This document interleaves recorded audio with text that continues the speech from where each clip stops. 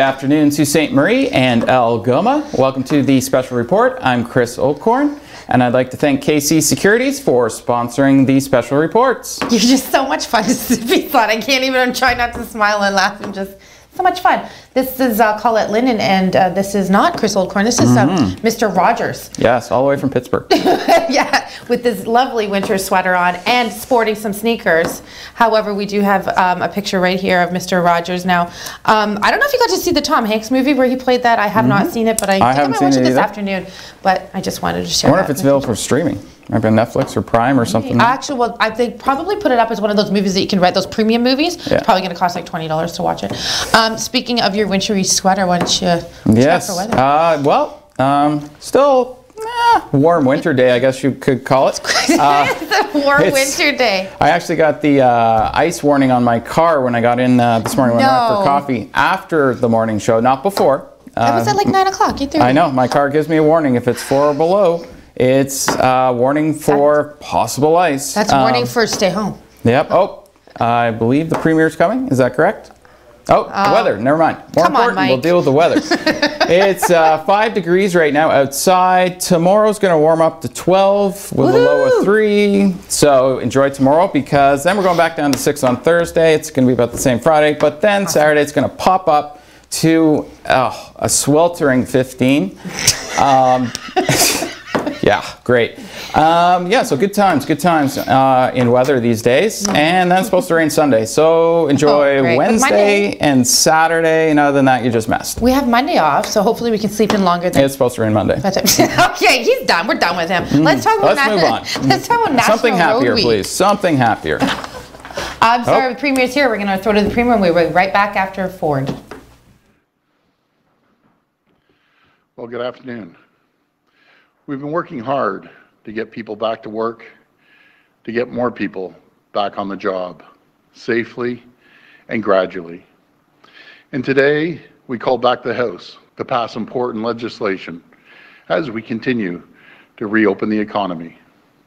I want to thank all the parties for their support and cooperation. Today, we'll be asking the House to extend the declaration of the emergency order until June the 2nd. This extension will also continue enforcing important public health measures. And while we've made significant progress, we still have a long way to go. But we also have many reasons to be hopeful. We're making steady progress. On Sunday, we saw the lowest daily number of new cases since March 31st. Our hospitals have added over 5,000 acute care beds. We're continuing to ramp up testing. If we stay the course, we will soon be ready to take the next step. And now is the time to prepare. We're talking to our business owners and job creators. Their input is helping us inform our next steps and the barriers we need to remove to ensure they can succeed in this new environment. We now have over 80 workplace safety guidelines to help our employers keep their staff and customers safe. We're building a solid foundation for the cautious reopening of our province. We're charting a path to a strong recovery. With the progress we've made, I'm confident we can move forward. On Thursday, we will share more good news. More good news about getting people back to work. More good news about opening workplaces, getting paychecks out the door. More good news about slowly getting back to normal. On Thursday, we will share more details about the next stage of reopening our province. We'll be reopening more low-risk workplaces, seasonal businesses, and essential services. We can get more people back to work. We have been through a lot these past few weeks. We have sacrificed so much. We've lost loved ones in this fight, but we remain resilient and unbreakable. And this has made us stronger, more united than ever before. Together, we'll face our future. We will rebuild what we have lost and more. Thank you, and God bless the people of Ontario. Now I'll pass it over to Minister Phillips.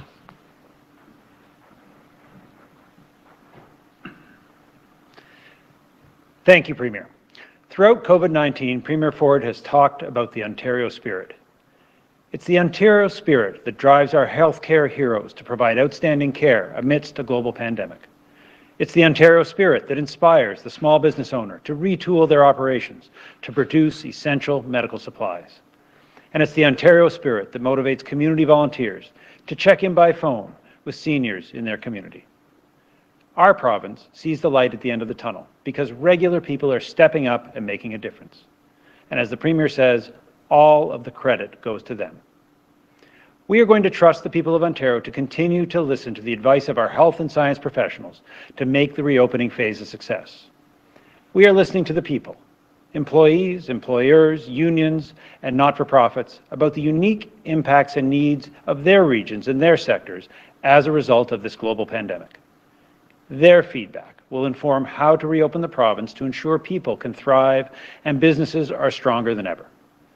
Many people have already visited ontario.ca/reopen to provide their input. The online survey seeks feedback on the impacts of COVID-19 on personal finances, business supports, and government relief measures. We've asked MPPs in all parties to hold local consultations in their ridings so we can hear from people across the province. Now is not the time for partisan politics. This builds on the discussions ministers are having with representatives from every sector in the province about their unique needs amidst COVID-19. We know that many of these are practical concerns. What level of cleaning is required for their business? How to set up a business for physical distancing, and all of the nuances of PPE. These may seem like minor details, but as someone who has run a business, I can assure you these are details that matter. And these details are essential for our public health. The more than 80 workplace safety guidelines the Premier mentioned that we've released will help. In fact, the real-life experience of essential businesses who've operated through the pandemic have fed into this process. We know the reopening phase is close. So we're preparing by listening to the questions, concerns, and ideas of the people of Ontario and making sure that they inform our plan. Because we are seeing positive signs. And when it's time to reopen, we want to succeed together. Thank you. We'll go to the phone line for questions. Just a reminder, one question, one follow-up. First question, please. Your first question comes from Rob Ferguson with the Toronto Star. Please go ahead. Hi, Rob. Hi, Premier. It's nice to be first. I just want to say that's quite the beard that Paul Calandra has there. I wanted to ask about... Well, welcome back. So today was the first day at Queen's Park. They had their question period open. Have you ever attended a question period session at Queen's Park?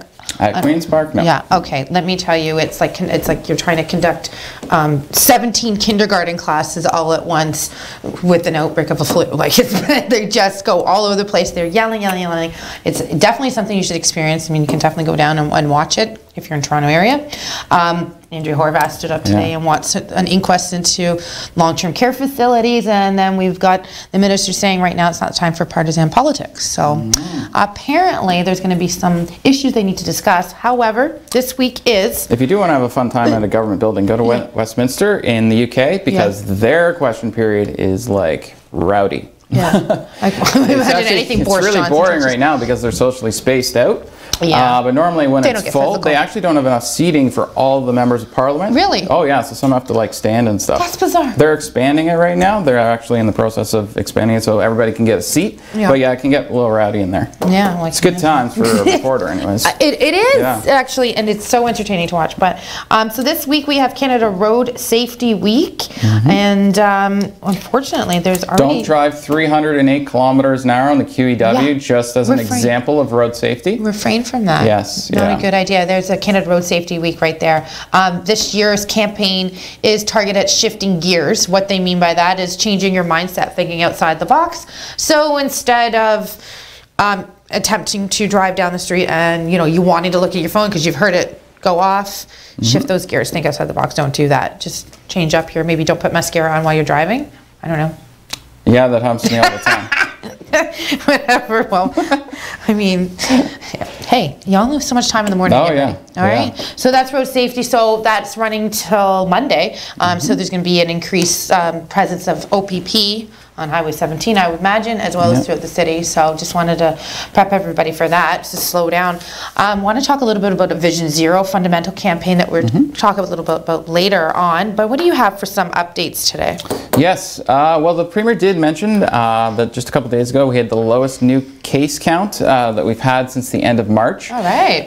So we're actually doing quite well in terms of new cases. We had 361 new cases yesterday. These numbers that come out today, but they're actually reflecting yesterday, which is the last 3 days we've been with a 3 in front of it, which is really good. And actually, if you look at the average new cases per day over the last 7, it's the first time that number has been averaging below 400 since March. So we averaged 378 new cases over the last 7 days. Right. And that is fantastic. That is a good number. Unfortunately, our deaths yesterday did go up in the province to 56. It was down in the mid-30s the previous day. That brings our total deaths in the province that we know of so far from COVID-19 up to 1,725. We have a stable amount of people in the hospital with just over 1,000. Same in the ICU. ICU numbers are going down slightly, and so are people on ventilators. Our ICU numbers are now at 192, which is down 2 just from yesterday. But a number I keep bringing up is the amount of people who have recovered, and that number is now at 74% of the people who tested positive for COVID-19 in the province have now recovered, which means they've had a negative test 2 24-hour time periods apart. Locally here we have no new cases, which is good because we're actually testing right now our long-term care homes. We've gone through over 1,500 of those tests for the long-term care homes with only 3 positive cases, which were all at the Extended Care Mapleview here in the Sioux. They are asymptomatic, meaning they are not showing the symptoms of COVID-19. However, they are carrying the virus and are in isolation. We're still waiting for about 454 tests to come back. But you have to keep in mind, like, we gave them like 2,000 tests at once, on top of the fact that the rest of the province is also all trying to do this as well, because Doug Ford wanted by May 15th to have all of the different long-term care homes in the province to be tested, both the residents and the frontline workers. Now, COVID-19, things are starting to open up. They were talking about that in the press conference again today, even though we are extending some of the emergency orders and so on there. However, a poll came out earlier today, and Canadians are very uneasy about going out in public to shop, and who can blame them since they've been told for 2 months to stay home. And about 57% of Canadians are very concerned and stressed about going out in public to go shopping. And they're nervous. But the good thing is we see an increase of people doing social distancing, washing their hands, all the important things you need to be doing, wearing a mask and gloves if you go out. But the highest anxiety is here in Ontario, where 64% of people believe that it is super stressful for them just to go out, even to get the necessities, never mind to sort of get back to normal life where they're going out and buying, you know, shorts and t-shirts for our wonderful weather coming at some point called summer. When Chris ordered his shorts, I was just gonna say, just ordered some. Yeah, I ordered shorts, and we just went in the crapper, and we even had snow earlier today as well when I was out. Yeah, when I was going to McDonald's, it was actually like wet snowing on my car. I couldn't believe it. I'm like, seriously? Like, really? Well, you know, we want to get into that a little bit more about how we're feeling nervous. I'm nervous to take my kids out. You know, like they've been inside since before March break, specifically the youngest one. And, you know, he came to Subway with me the other day, and I realized that was the first time he's been out since this all came about. And, you know, but he knows. He's like, okay, I don't want to touch this. I don't want it. And he's put his hand over his mouth. I said, you don't need to do that. Just don't touch anything and wash your hands. But he wants me to FaceTime him when I'm at No Frills because he wants to see what it looks like. He knows that there's arrows on the floor and everything. You know, they're intrigued. So I wonder too. I mean, Canadians are, yes, nervous about it, but so are the kids. You know. Oh so, yes, yeah. Especially when you've been telling kids, oh, sorry, you can't go to school because there's a pandemic going across the planet. Absolutely. Killing people. I mean, that's got to be nerve-wracking for a kid. Yeah, for sure. Yeah, I don't have kids, but I would imagine it is. It is, and it's nerve-wracking having to deal with that, too, to keep them calm. We've got more about this topic and other topics as soon as we come back from this commercial break.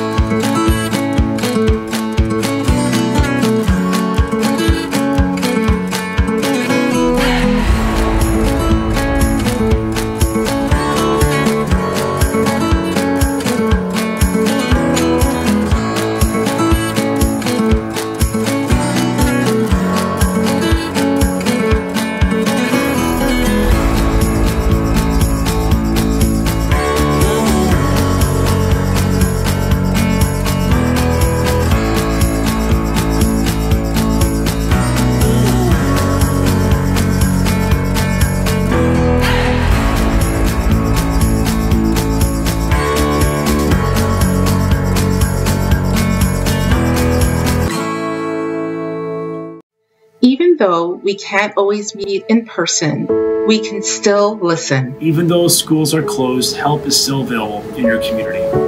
Even though you may be worried, services and supports are still here.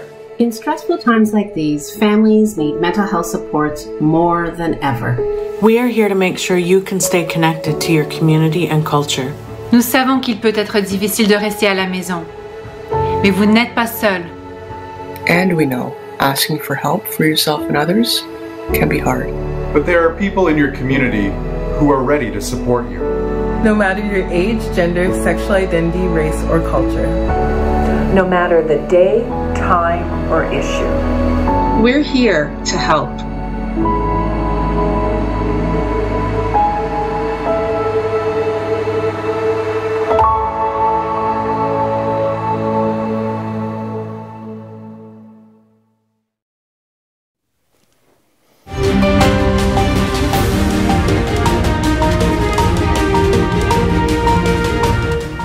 And welcome back, Sault Ste. Marie. I would like to thank KC Securities for sponsoring these special reports, both the AM and PM edition.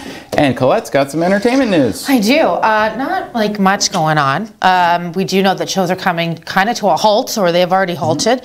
I'm hoping, Grey's Anatomy is supposed to be picking up back soon. I don't think you're a huge Grey's Anatomy fan. We're going to have to change that. We're going to have to change that. But a couple of things. Kobe Bryant and that unfortunate incident where him and his daughter passed away. You'll see them on the screen there. She's such a beautiful. Yeah, the helicopter accident. Yeah.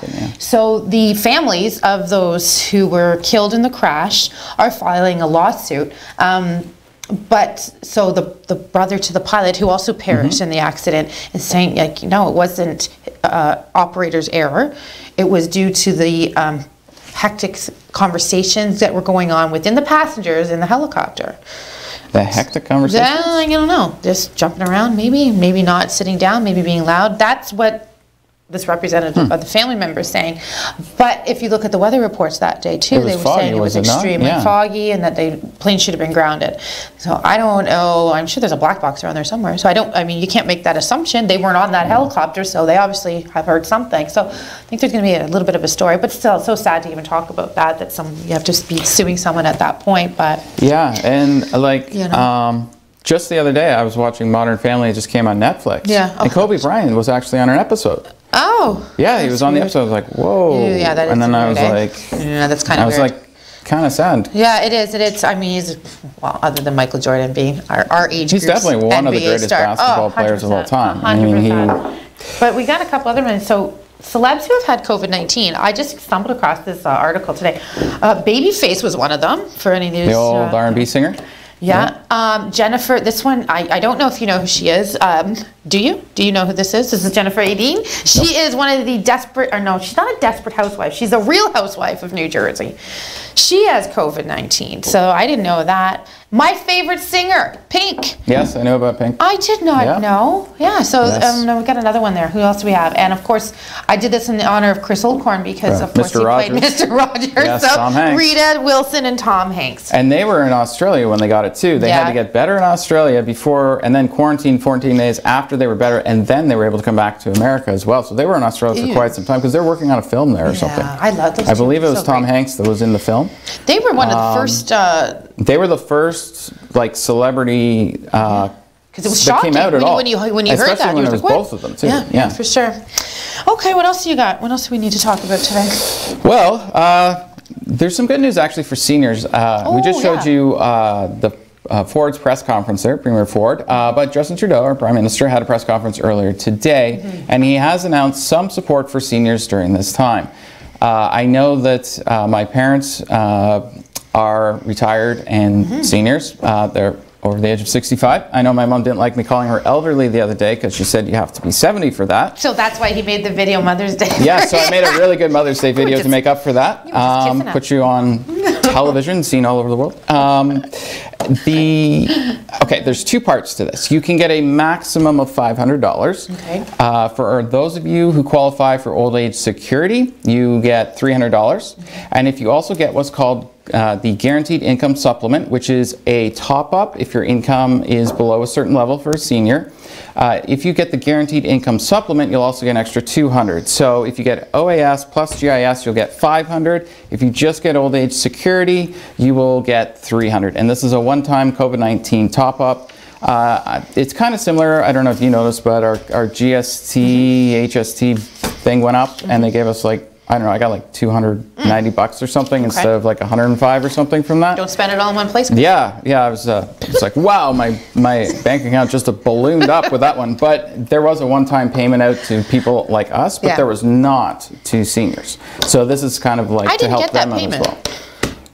Okay, well, it's not your fault. A number to call.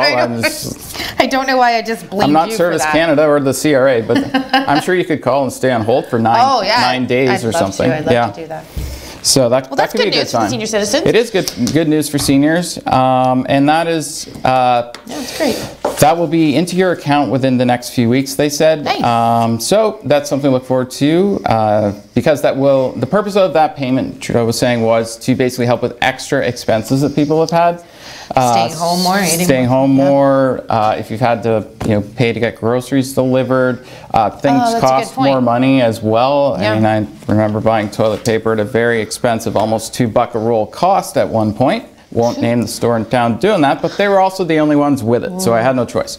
Plus, they had a security guard. Yeah, every security guard goes to schools to protect rolls of toilet paper. Oh my gosh, the security guard was standing beside the toilet paper.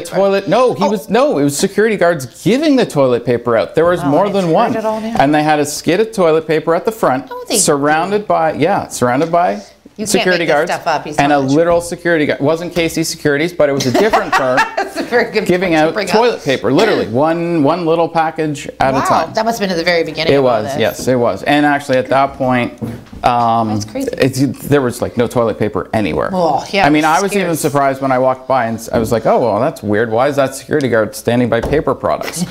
And then I realized he was giving out toilet paper, and then I realized that there was a line, and I could see the line going back. Oh my God, you didn't skip the line, did you? You would have been I went to the back. Lasers been throwing it. Yeah, you have to be careful when you're on television, because people know who you are, and then they can, I saw that going then they can call in here and be like, that guy, man, he butted the line and stole toilet paper. I think he's Mr. Rogers. Yeah, Mr. Rogers. He's on the special report. He has his own Mr. Rogers show at 7 p.m. Oh, right. Oh, nice segue, Yeah, nice Chris. segue. Well, speaking of 7 p.m. tonight, I would suggest watching. I'm not going to tell you why, but there's a couple things I'm going to go into. I've been banging on Quebec about the school system there. Oh my gosh, yeah. How's it going? Reopening yesterday, and I'm going to really go second half of my show tonight. Yeah, I want to know what it is now. Tell me now. Opening up on the Quebec government and the school system there. Chris, you're opening up on someone. Yeah, I know it's very rare for me to share my opinion, but the numbers are just not in Quebec's favor right now, and it is extremely irresponsible what they're doing. The whole bus driving type, there's only 12 kids to a bus, correct? 12 kids to a bus, normally 48, just to give one example. How long is it taking them to shuttle the kids to school? I mean, by the time you get there, you've probably got to go back home. And on top of that, the World Bank, World Food Program, UNESCO, UNICEF have been giving out guidance for schools. And one of the things they suggest is outside classrooms, which Quebec is not doing. Now, given the weather right now, who wants to go to school outside? However, they could have waited a couple of weeks and actually done school outside possible. Sure. And that's actually what they're suggesting. And there are school systems around the world that have actually started school outside, in the yard, instead of doing it inside, but also so they can space people out as well more, because there's not enough space to socially distance inside. So, what's crazy to me is that I don't understand why they just don't start school in August. I think we had this discussion the other day. Yeah. Why are you choosing to send your kids back to school mid-May? Yeah, I mean, in reality, you're getting at what, max 6 weeks, and you're taking a huge risk. And just as an example, just outside Montreal, there was a daycare that just had an outbreak. 27 kids, 12 kids have already tested positive, plus 4 staff. And this happened like the end of last week, and Quebec still opened their schools this week. And we really have no really settled science on kids and how it spreads. There's one study that says they're rapid spreaders, another one saying they can't spread it worth anything. Yeah. The science is all over the place. We don't even know fevers. We have one study come out that says 80% of people with COVID-19 have the fever. Another study coming out that came out 6 days later saying only 30% do. Yeah, it's crazy. So, you know, well, even to hear the first they were saying that pets don't contract the virus, then that changed too. Then we got tigers sick with it. Tigers at the zoo and everything. Yeah. I mean, even the animals at the zoo, they were talking about there's a lot of magical things happening in the zoo, and there's no one there to capture it. So they were kind of recording everything that. I wonder if they're going to put a documentary together while COVID-19 year and all. COVID-19 within the animal world. Yeah, right. I mean, it's a big deal. Actually, that just brings us to a good segue into my next interview that I did, which was with Rebecca Doyne and Jason, her husband Jason. They own Pet Valu here in town. They own the one at They don't sell tigers, just so you know. They don't. Yeah, unfortunately, you'll have to go to a different Pet Valu for that. Yeah, no, just fish and small reptiles, I do believe. So we got an interview with her. She's just so thankful for the community's support. They were essential workers, so they've been on the go since the beginning. And she did talk to me a little bit about how trying that has been. Well, let's be honest. It has been trying times, trying situations. Yeah. But it's amazing when we all pull together what we can accomplish. For sure. It's been tough, but we're moving along every day, making changes as we need to, and keeping everyone safe and healthy and happy. That's great. So I know you offer a ton of services, and when actually we came in when Nicole had her new little puppy, and when you took care of us really well. So your customer service is outstanding, but I'm wondering, like, since this pandemic occurred, how has that affected your business? How's your business changed? Well, definitely the business has changed. We've seen a downside in sales, obviously. That's going to happen. People are shopping very differently. The level of customer service that we normally give has completely changed, which is very difficult for me because I'm a people person and love to talk to everyone. So it makes it a little more difficult, but we are trying to maintain as much as we can. The nice thing is that we're still here. We're still here for you. You have questions, you have concerns. We're a phone call away. We're a knock at the door away. Yeah, well, I can attest to that firsthand. When I went with my friend when she brought her dog in, you guys were nothing but amazing and took the time to walk us around the store and doing everything. So you guys are great, and pets really are everything to our owners. So do you still have both stores open? Because you have one on Second Line and one in Cambria. And how's that working out? Yes. Yes, both stores are still open. We are staffed every day. Our store hours have changed. This coming week, we've actually extended our hours a little bit longer. So, for example, our Second Line store, their hours Monday to Friday is 9 to 7. Saturday 9 to 6, and Sunday 10 to 6. Now, our Cambria Mall store is a little different. The Cambria Mall store is 9:30 to 7 Monday to Friday, Saturday 9:30 to 5:30, and then Sunday 10 to 5. Thanks again to Rebecca. Again, her husband and wife own both Pet Valus, and that full video will be played at the 5 o'clock newscast today. Join me at that. And you have a 7 o'clocker tonight about Quebec. Yes. Which sounded kind of really exciting. Yeah, I'm going to be talking a little bit about City Council meeting from last night and some of the things that happened there. And also the Quebec school system reopening. And I'm also going to be talking a bit about what Dr. Fauci said today about the U.S. and some of the states that have reopened who shouldn't be reopening. And what we can expect if that does happen, because I think Quebec could maybe learn a little bit from Dr. Fauci. If they don't want to listen to anybody else, they might want to listen to him. And I'll talk more about that 7 p.m. tonight, Chris Oldcorn Show. Check out Colette at 5 on the evening news. And we'll see you tomorrow morning at 8 a.m. Have a great evening. Good night.